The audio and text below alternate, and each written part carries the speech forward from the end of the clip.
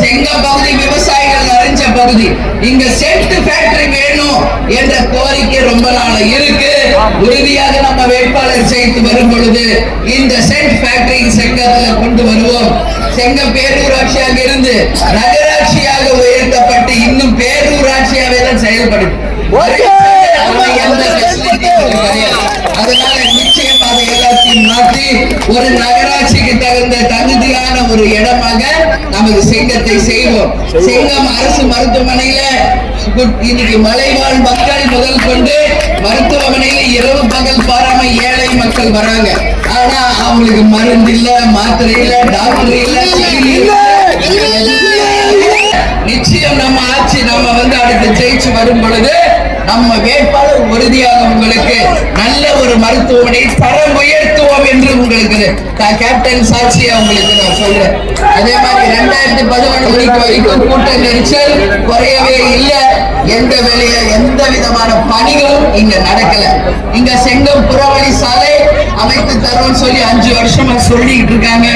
இதுவரைக்கும் செய்யவே கிடையாது. உங்க எல்லாருக்கும் நான் சொல்றேன், இன்னைக்கு மீண்டும் செங்கம் தொகுதியை நாம் வென்றெடுக்க வேண்டும். மக்கள் கோரிக்கை அத்தனையும் ஒண்ணா நிறைவேற்றுவோம் என்பதை உங்களுக்கு சொல்றேன். மேல் செங்கம் மத்திய விவசாய பண்ணையில 1000 ஹெக்டர் நல்லா இருந்தது. நாடு நல்லா இருக்கும்.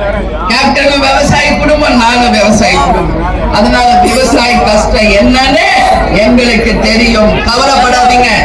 கேப்டன் ஆட்சி வரும்போது விவசாயிகளும் நேரத்துல உறுதியாக. எனவே கேட்கிறேன், செங்கத்துக்கு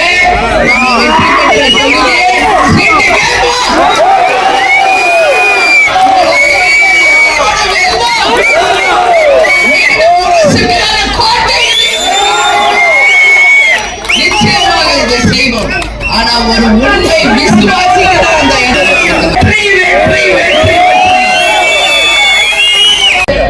படித்தா இளைஞர்களுக்கு வேலை இருக்கா? பெண்களுக்கு பாதுகாப்பு இருக்கா? டாஸ்மாக் இல்லாத தெருக்கள் இருக்கா? கொலை கொள்ளை இல்லாத ஊர் இருக்கா? நல்ல சாலை வசதி இருக்கா? பெண்களுக்கு பாதுகாப்பு இருக்கா? எல்லாருக்கும் இலவசமா கல்வி கிடைக்குதா? மருத்துவம் நல்லா இருக்கா? தெருவிளக்குகள் இருக்கா? எதுவுமே இல்ல. விவசாயம் நல்லா இருக்கா? பொருளுக்கு உரிய விலை கிடைக்குதா?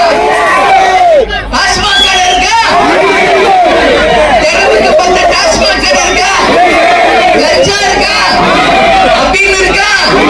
போதை இருக்கா? பெண்களுக்கு அப்ப எப்படி பாதுகாப்பு வரும்?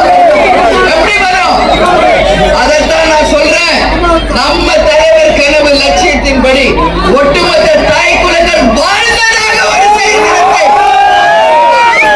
பெண்களுக்கு ஒரு பாதுகாப்பு, இளைஞர்களுக்கு ஒரு பாதுகாப்பு, மாணவர்களின் சகோதர சகோதரிகளுக்கு பாதுகாப்பை நாம் உருவாக்கி ஒரு மக்கள் ஆட்சியை நிச்சயம் மீண்டும் நாம் இந்த செங்கம் பகுதியில் கொண்டு வர வேண்டும்.